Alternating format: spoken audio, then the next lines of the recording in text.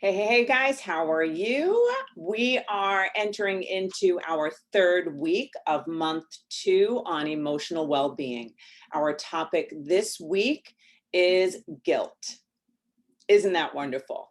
Well, I have quite a few things to say about guilt. One is that guilt is an emotion that can have positive effects if it is not overused. So, the one thing about guilt is that guilt can help to maintain healthy relationships, in that it is like a signal. It's a signal that keeps us slightly on track with remembering things or being considerate of someone else. And I have it written here. What is it? It helps. It's called pro-social relationships. So you get these like kind of micro bursts of these guilty signals that let you know, oh my goodness, you should call your mother on Mother's Day. Or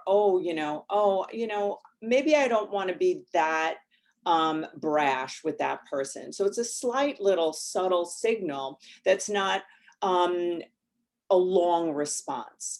When we get into guilt as a faulty system, it's when guilt becomes something that just keeps going off, like an alarm that keeps going off because of fear of disapproval, fear of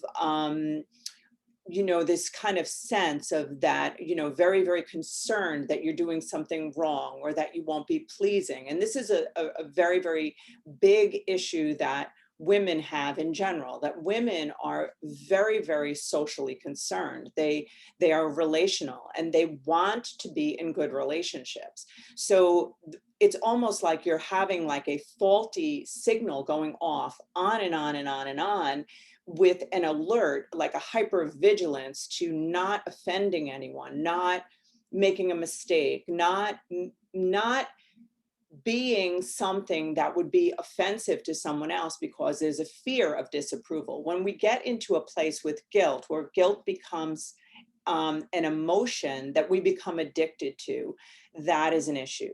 The feelings that we feel the most, we become addicted to. Our bodies actually create receptors for those emotional experiences. So then when you move away from guilt, your body will try to pull you back toward that feeling in order to get relief of the chemical being released. And so that's like we have this experience of actually being addicted to emotions. That's why we're doing this month, because we want to move away from fear. We want to move away from resentment. We want to move away from anger and hatred. We want to move away from guilt.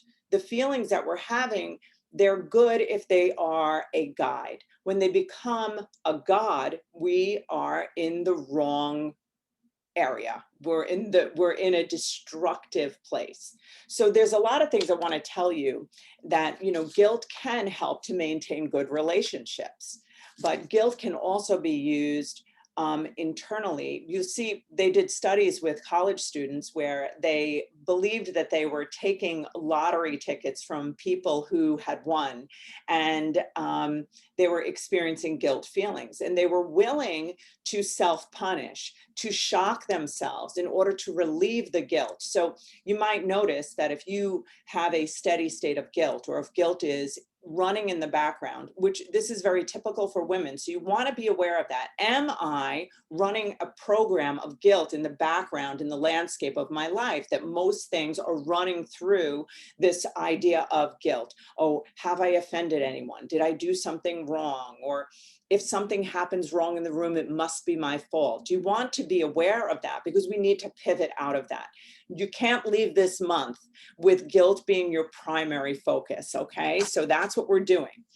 One of the things that guilt causes is that it causes us to avoid others. It can slowly create a sense of isolation. The more you feel like you're doing things wrong, the more you will avoid other human beings.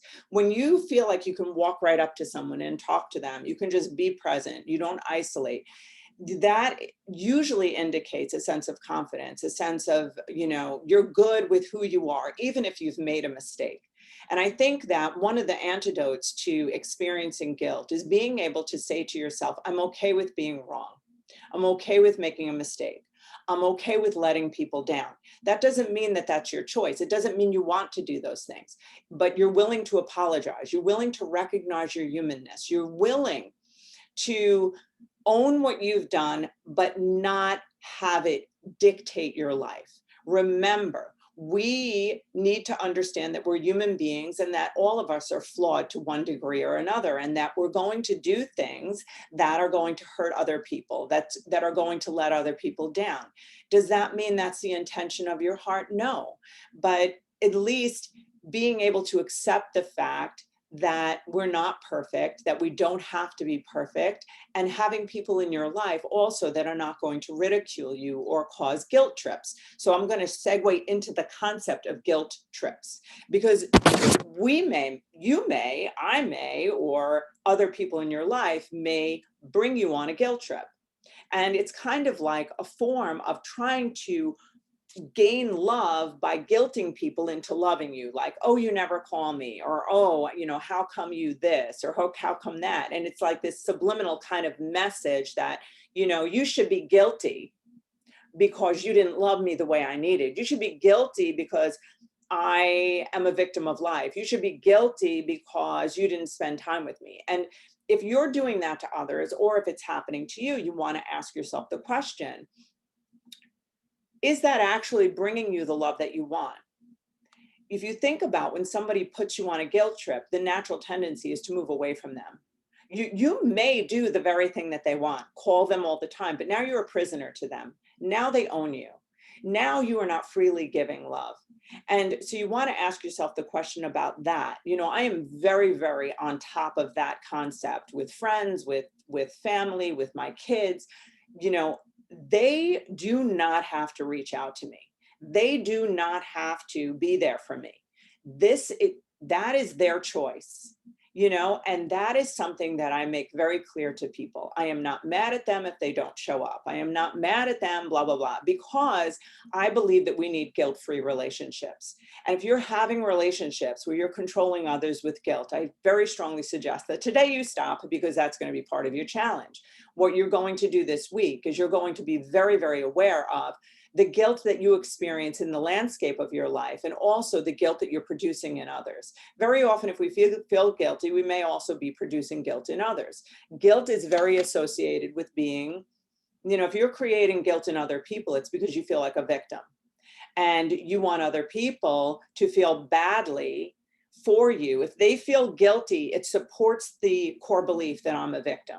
If people don't feel badly for you, then you may not be getting stroked or be getting the experience or the secondary gain of what it feels like for people to feel sad for you or to feel like they've let you down. There may be something stuck inside of you that makes you want that. Because then if people are in a state where they're saying, I'm sorry, I'm sorry, I'm sorry, I let you down. Oh, how could I do that to you?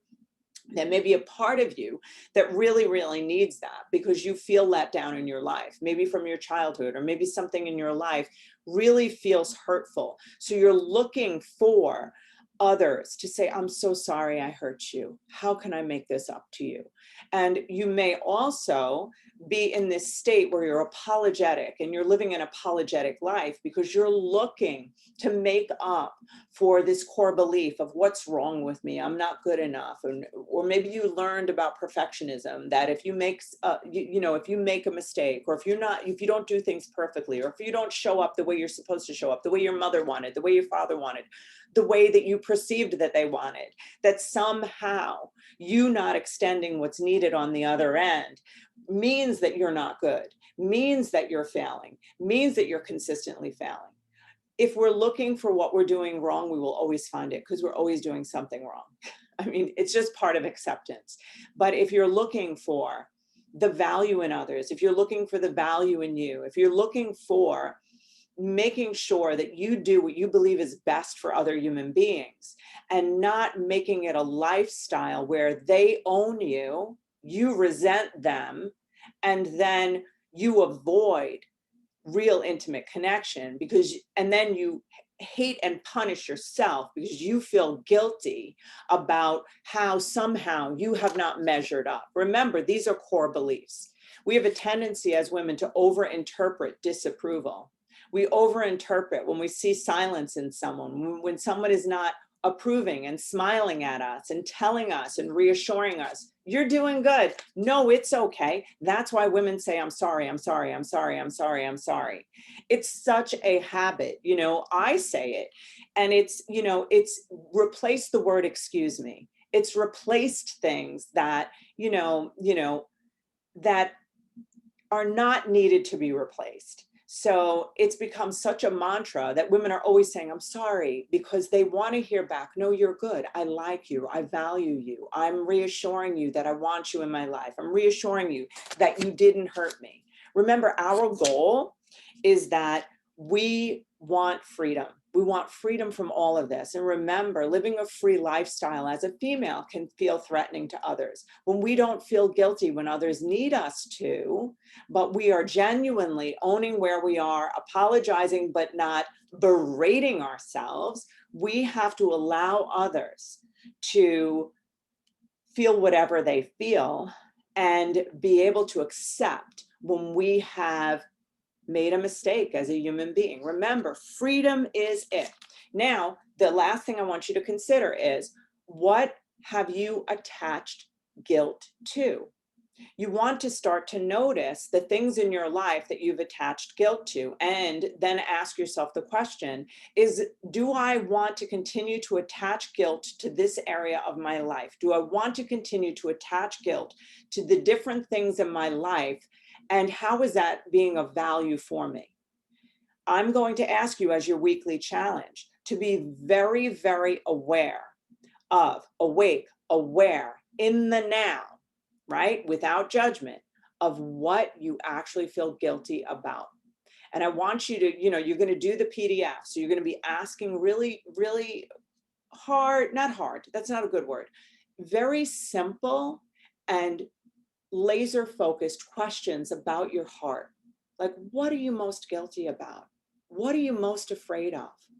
What is the meaning of disapproval to you? What is the meaning of disappointment to you? Suppose somebody's disappointed. What does that mean and where did you learn it?